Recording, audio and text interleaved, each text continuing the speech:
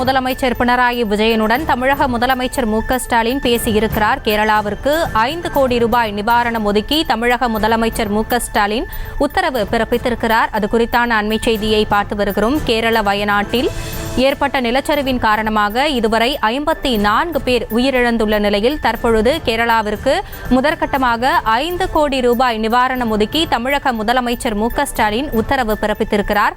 கேரள முதலமைச்சர் பினராயி விஜயனுடன் தமிழக முதலமைச்சர் மு.க.ஸ்டாலின் பேசிய நிலையில் தற்பொழுது நிலச்சரிவால் பாதிக்கப்பட்டுள்ள கேரளாவிற்கு ரூபாய் 5 கோடி ரூபாய் நிவாரணம் என்று முதலமைச்சர் மு.க.ஸ்டாலின் தெரிவித்திருக்கிறார். அது குறித்தான அண்மை செய்தியை பார்த்து வருகிறோம்.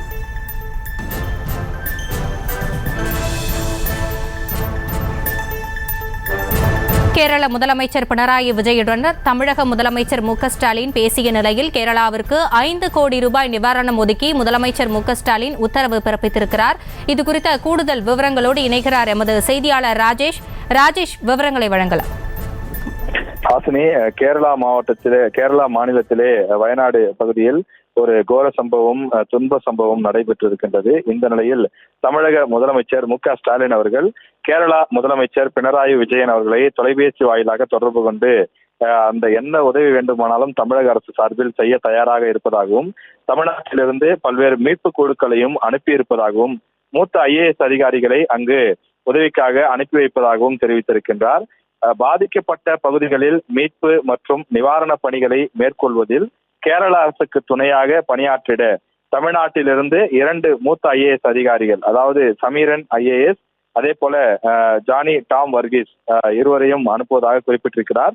இவர்கள் கேரளா மாநிலத்தை சார்ந்தவர்கள் என்பதனாலே இந்த உதவி செய்வதற்கும் தொடர்பு கொள்வதற்கும் எளிதாக இருக்கும் என்ற அடிப்படையிலே இந்த IAS அதிகாரிகள் அங்கே அனுப்பப்பட்டிருப்பதாக தமிழக முதலமைச்சர் மு.க.ஸ்டாலின் அவர்கள் தெரிவித்திருக்கின்றார். மேலும் பாதிக்கப்பட்ட பகுதிகளில் நிவாரண பணிகளுக்கென கேரள அரசுக்கு தமிழக அரசின் சார்பில் முதலமைச்சருடைய பொது நிவாரண நிதியிலிருந்து 5 கோடி ரூபாய் வழங்கவும் முதலமைச்சர் மு.க.ஸ்டாலின் அவர்கள் உத்தரவிட்டிருக்கிறார்.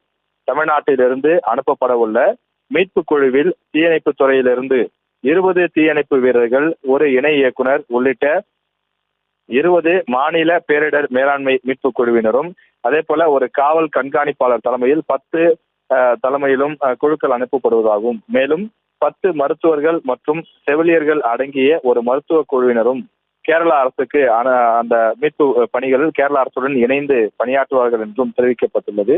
இந்த குழுவானது இன்றே கேரளாவுக்கு புறப்பட தமிழக முதலமைச்சர் உத்தரவிட்டிருப்பதாகவும் தமிழக அரசின் செய்திக்குறிப்பில் தெரிவிக்கப்பட்டுள்ளது. விவரங்களுக்கு நன்றி ராஜேஷ்.